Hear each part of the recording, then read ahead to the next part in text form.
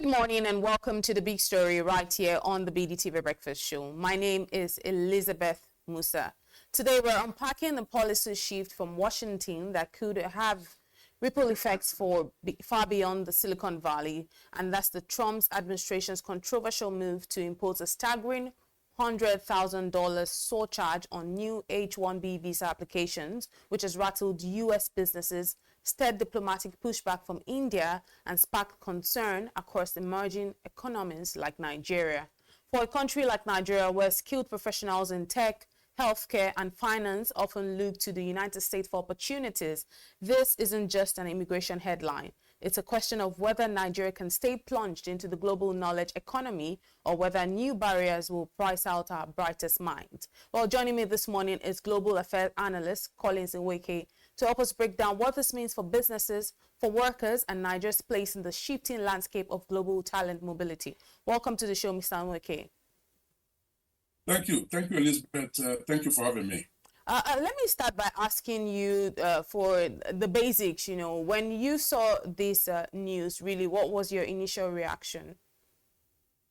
Well, the H-1B visa regime in the United States has, like you alluded to, become a global gateway for talent mobility, and Nigerians are increasingly part of that story. While Africa's share is small compared to India or China, it's estimated that, so far, Africa represents about 1 to 2% of the global pool, whereas India and China are, exceeding, the 60% mark. Nigeria stands out as one of the leading African contributors, particularly, like you mentioned, Silicon Valley, that's technology, but also, quite very importantly, health care, not just medical doctors, but health professionals, in general, and that includes, nurses, lab technicians, and so on and so forth.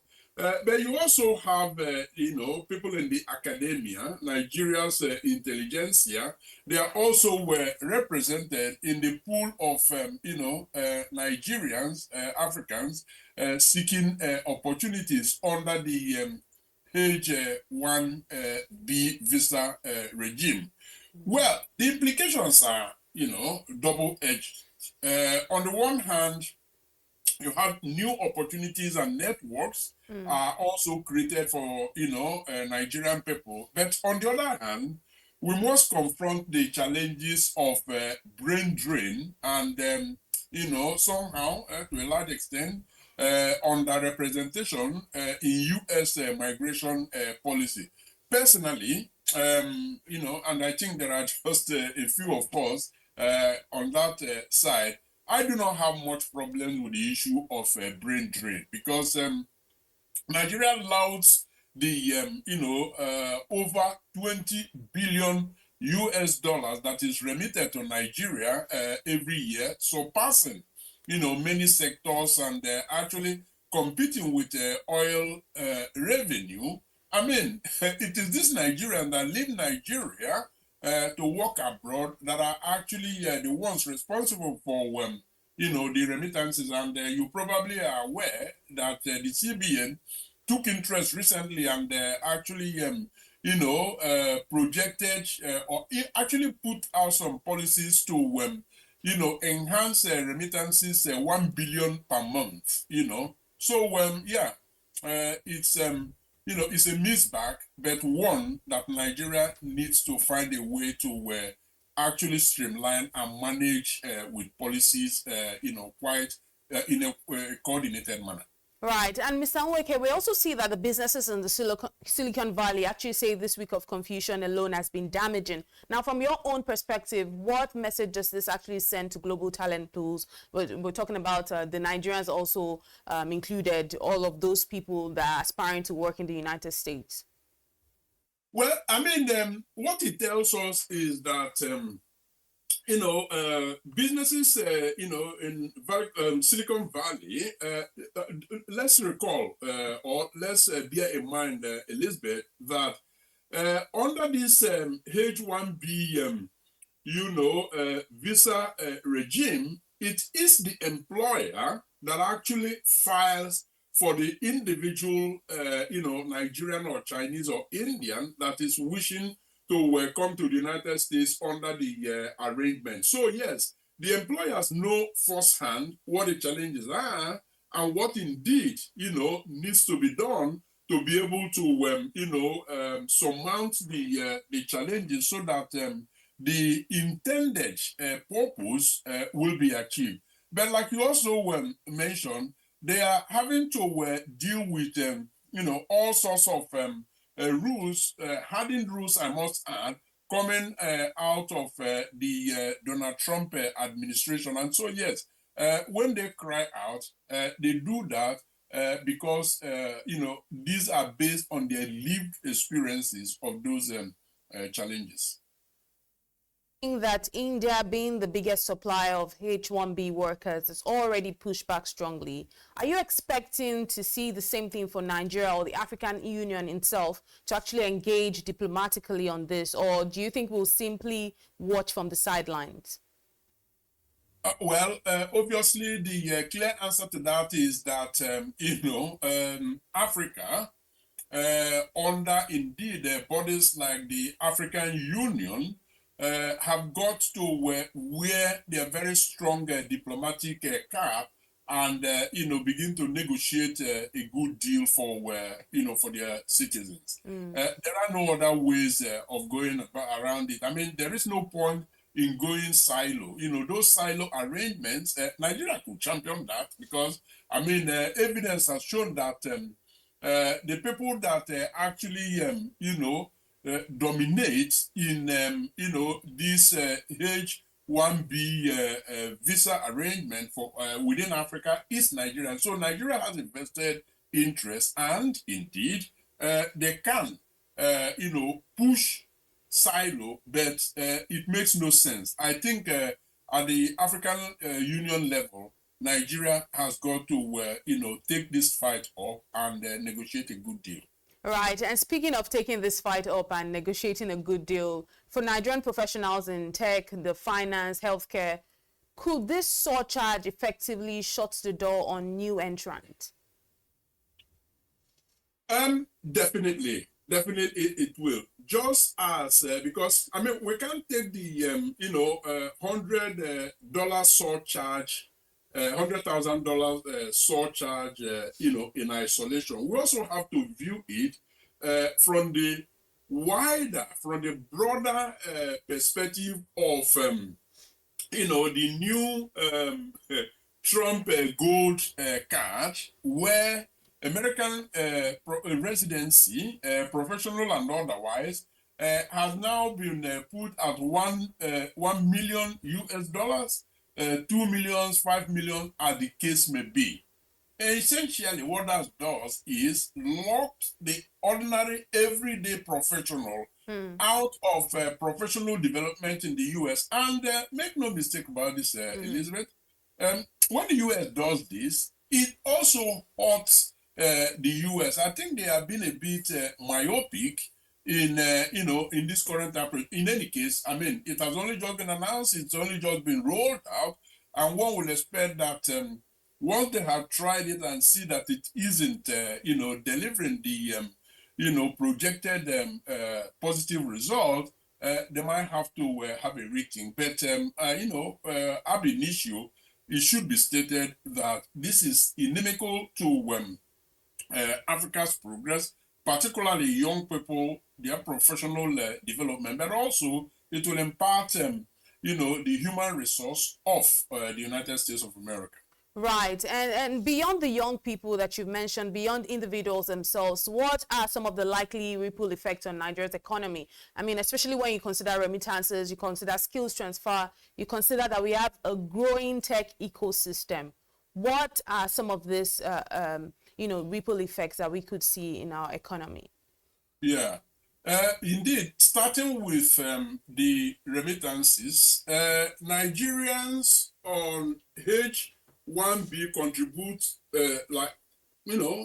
over 20 billion US dollars in annual inflow of, resources to Nigeria is a major support to Nigeria's foreign reserve.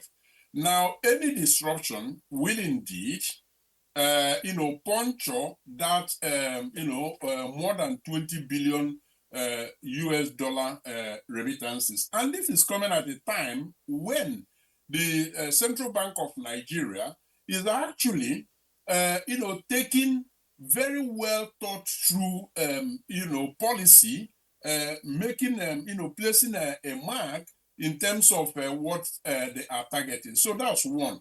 And then investment channels is another thing to look at. Many become conduits for FDI. I mean, many Nigerians who migrate under this H-1B, arrangement. So they become conduits for foreign direct investment, trade linkages, and startup financing back home. I mean, I'm not in the US, I'm in Europe.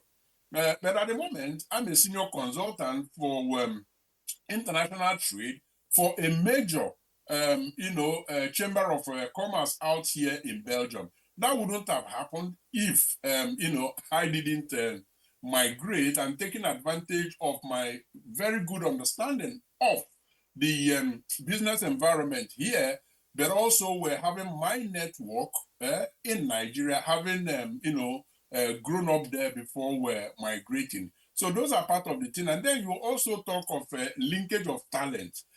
Departure of high-skilled workers, particularly in health and IT, widens domestic gap. And that is, that is a minus for Nigeria. And it has to be talked about as well because it's part of the issue. But beyond the economy, you can also talk about, the politics and the policy office. Diaspora diplomacy is part of what has to be looked at. H-1B Nigerians form a knowledge block that can shape US-Nigeria relations if properly engaged. And that is where bodies like NICOM, Nigerians in Diaspora Commission, comes in. This is not something you do in a reactive manner. You've got to have, a proactive, arrangement whereby you, dish out policies, you monitor, you evaluate them, and make adjustments where possible. And then advocacy gap is another issue to look at.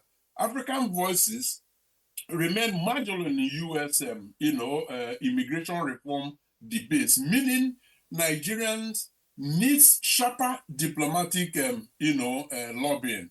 That's an aspect to look at, and you also have to think, for instance, as we speak now, Elizabeth, the United Nations General Assembly is ongoing. Now, there are many things to, to negotiate.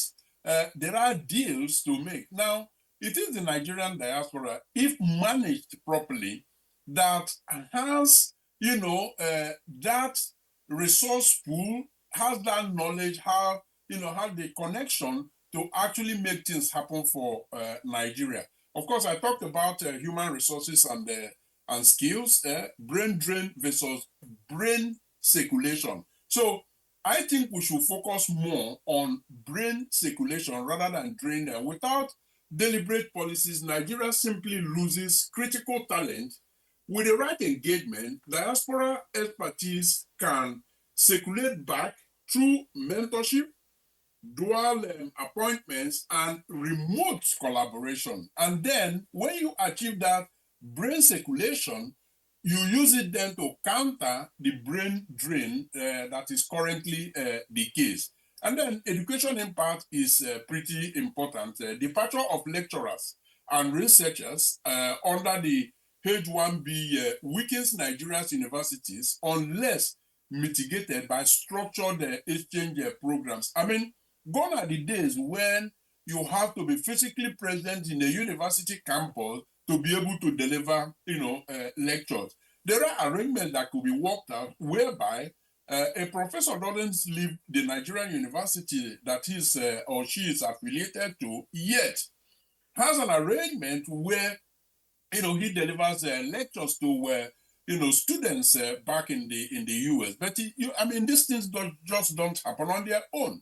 You've got to drive them through deliberate, intentional policies. Nigeria isn't there yet, but now is the time to begin to think about all of this. Right. There's something you said that stuck out to me when you mentioned brain circulation. And that also brings me to the next question I'm going to ask you. Now, riding on the back of the fact that you are out there in Europe working as a trade consultant for a Chamber of Commerce, you are in the best position to answer this question, because some people will argue that, policies like this may force Nigerian talent to redirect towards the Europe, Canada, or even intra-African opportunities.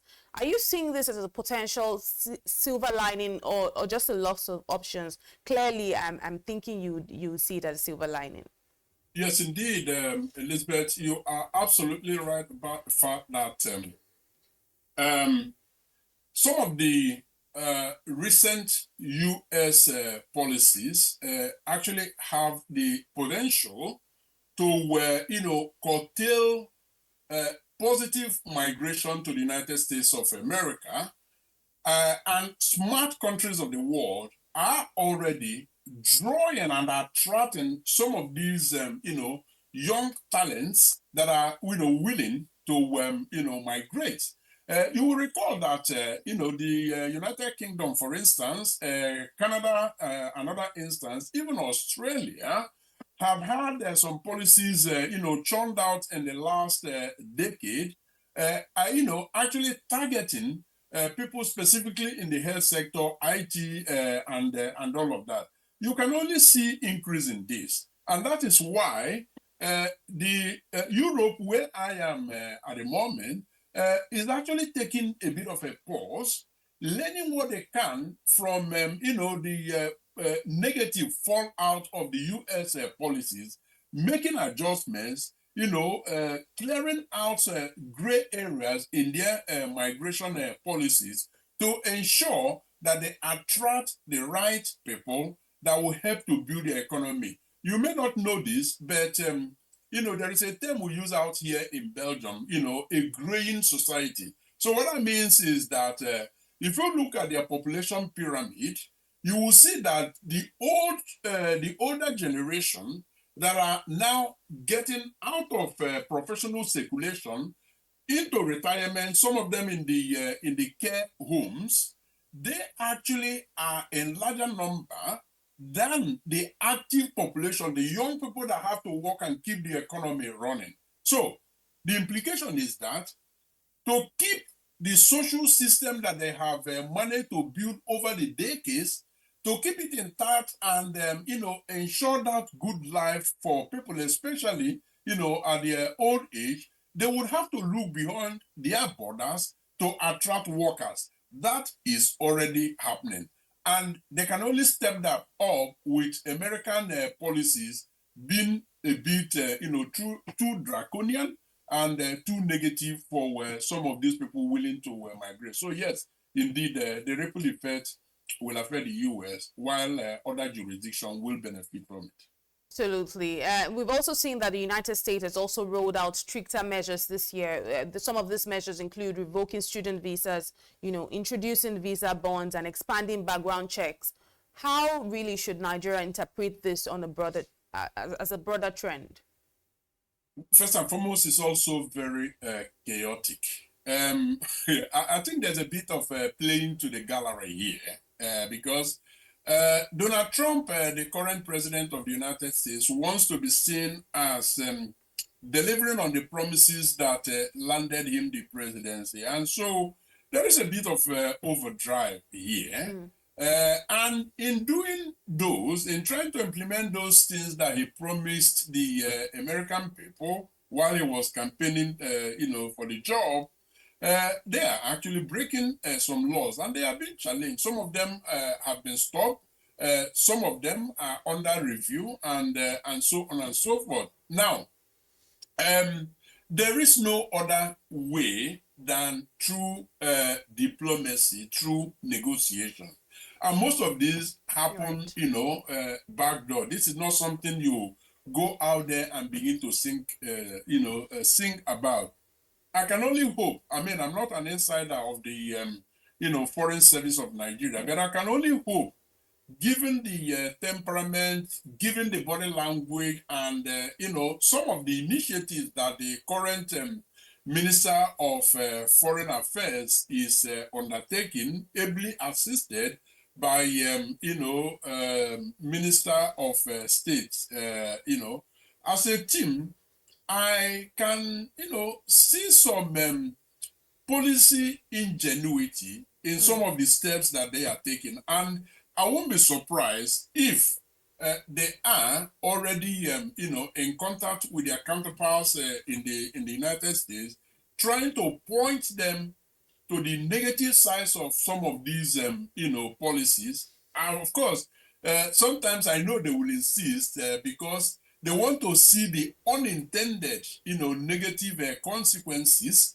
before they begin to react. But yes, it is through diplomacy that Nigeria can take advantage of all of this, but also be more proactive. For instance, some educational policies have got to be, revisited in Nigeria to also prepare our workforce for possible double assignment, outside the borders of Nigeria, taking advantage of innovation. Recently, the Nigeria Foreign Service actually introduced a new department specifically dealing with technology and innovation, headed by a certain Ambassador Bolaji Akinremi. It never existed before, and it is not happening in a vacuum. This is not something, somebody woke up from the sleep, had a brainwave and said, okay, we are going to do this. No, there is a strategy behind that, and I believe that, modernizing our diplomacy is behind the establishment of that office. And who other than the celebrated Ambassador Bolaji Akinremi to drive it. So I'm positive about, the outcome of some of these initiatives. Right. We've spoken about, the brain drain. We've spoken about the brain drain circulation, but there's something we're not talking about, which is the brain drain freeze, where, talented Nigerians will simply stop aspiring to the United States because the barriers are too high. Are you seeing this happening? Yes, I see it happening, Elizabeth, and I see Nigeria shooting itself in the foot because don't forget that the first barrier has been placed by Nigerian government in the first place, and that is making access to international passport unaffordable for the average Nigerian. For crying out loud, Elizabeth, the passport of Nigeria cost 143% of the minimum wage of the country. In the US, it costs only 14%. In Germany, it costs less than 5%.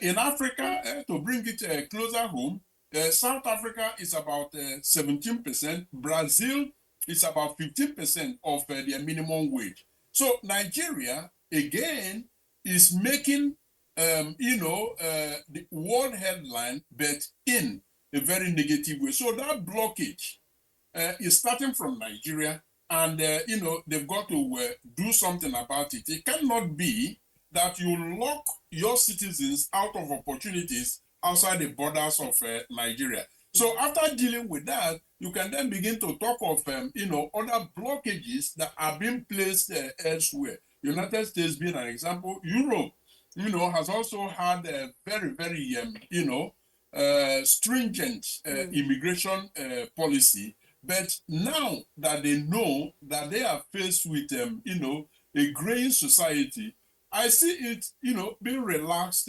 gradually and becoming more reasonable. At least they are now clearer on the criteria. More Nigerian students are coming in here to study. Mainly, at the postgraduate level, but then also at the bachelor's level. Some of these, university colleges, are attracting Nigerians, but Nigerian government should help them by making passports, accessible for them.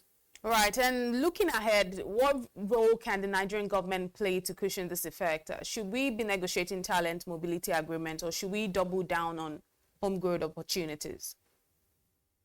I think it's going to be a combination of both. Let's not make any mistake about the fact that not every Nigerian wants to leave Nigeria. There are those who believe that their opportunities, their future is in Nigeria. No matter how attractive the other places are, they will remain in Nigeria. But yes, because of the situation of things in Nigeria, many actually want to jackpot, to use a popular parlance in Nigeria. So I believe that as long as the opportunities are limited in Nigeria, that people will always have that tendency to want to,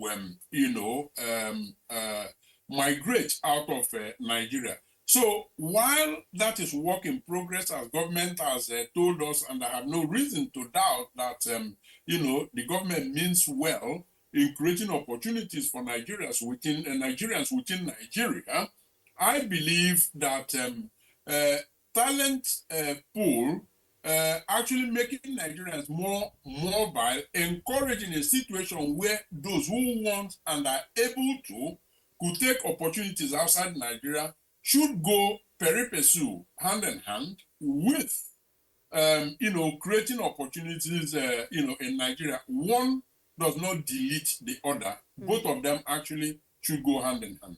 Right. Global Affairs Analyst Collins Nweke, thank you for joining us all the way from Belgium. My pleasure. Thank you, Elizabeth, for having me. Well, this has been The Big Story right here on the BDTV Breakfast Show. Up next is Social Listening. Do stay with us.